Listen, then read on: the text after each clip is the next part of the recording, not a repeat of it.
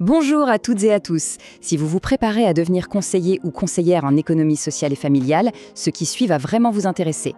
On va décrypter ensemble les grands enjeux de l'environnement et surtout, on va voir comment tout ça se connecte très concrètement à votre futur quotidien sur le terrain, auprès des familles. Cette phrase de Ban Ki-moon, elle plante le décor, n'est-ce pas? L'urgence, elle n'est pas pour demain, elle est là, sous nos yeux. Et l'échelle est planétaire. C'est vraiment le point de départ de toute notre réflexion. L'objectif ici, il est simple, c'est de faire le pont.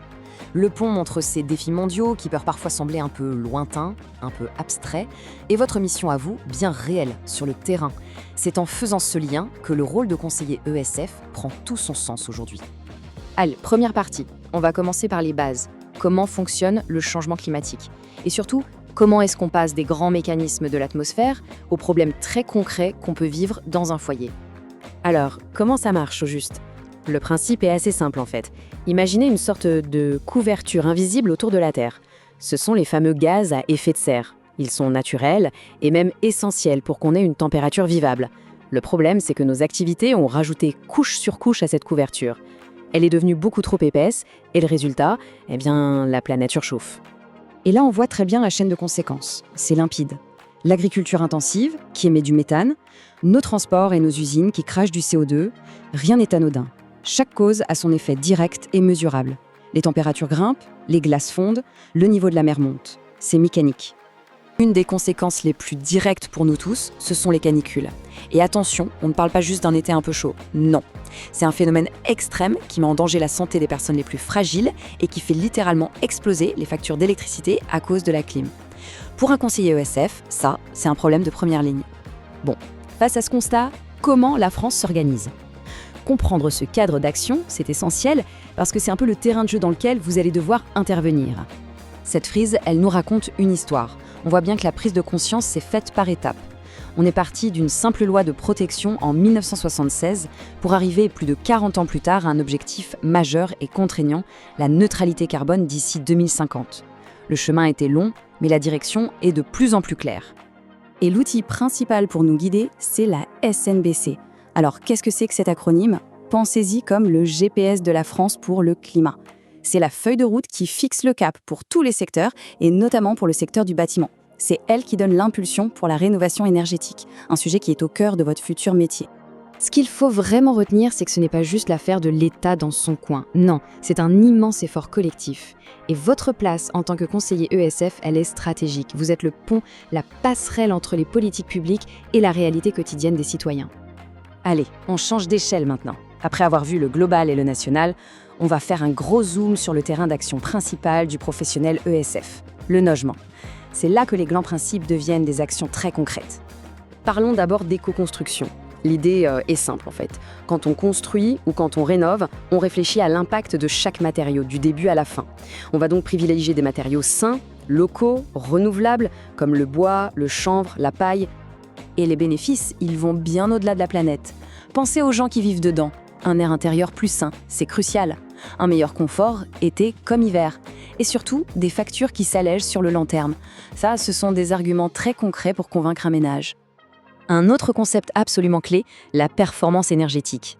L'objectif, c'est de faire en sorte que nos logements soient le moins gourmands en énergie possible. Un logement performant, c'est gagnant-gagnant. Ça protège à la fois le budget de la famille et ça protège le climat. Alors, comment on fait pour y arriver?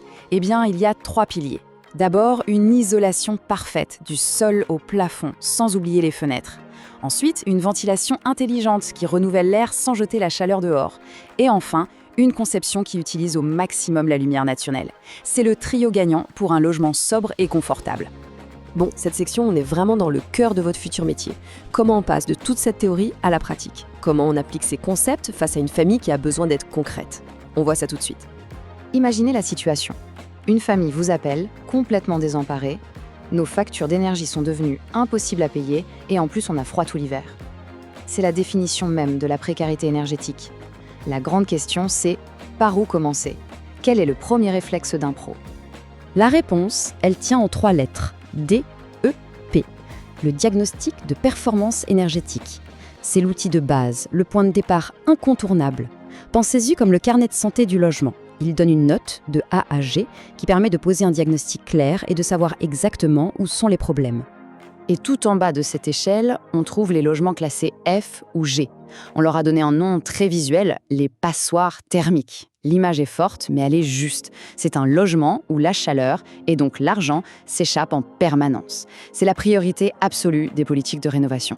Voici donc votre méthode de travail en 3 temps. D'abord, on décortique le DPE pour bien comprendre d'où vient le problème. Ensuite, et c'est crucial, on informe sur les aides financières qui existent, parce que c'est souvent le nerf de la guerre.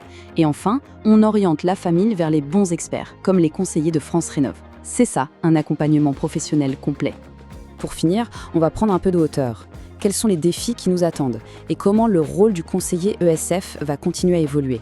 Parce que, soyons clairs, l'adaptation au changement climatique ne fait que commencer. Pour regarder vers l'avenir, notre boussole scientifique, c'est le GIEC. C'est très important de bien comprendre ce qu'ils font. Le GIEC n'est pas un laboratoire de recherche. C'est plutôt le plus grand bibliothécaire du monde sur le climat. Sa mission, c'est de lire, analyser et synthétiser des milliers d'études pour nous donner l'état des lieux le plus complet et le plus objectif possible. Et ce que le GIEC nous montre, c'est qu'on est vraiment à la croisée des chemins. D'un côté, un monde à plus 1,5 degré, où les impacts seront là, mais encore gérables si on s'adapte. De l'autre, un monde à plus de 4 degrés, avec des conséquences qu'on a du mal à imaginer.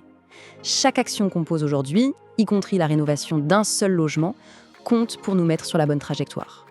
Et je vous laisse avec cette question, qui à mon avis est au cœur de la mission ESF. Un logement performant, économe en énergie, c'est formidable. Mais s'il devient tellement cher qu'il est inaccessible aux ménages modestes, est-ce qu'on a vraiment résolu le problème?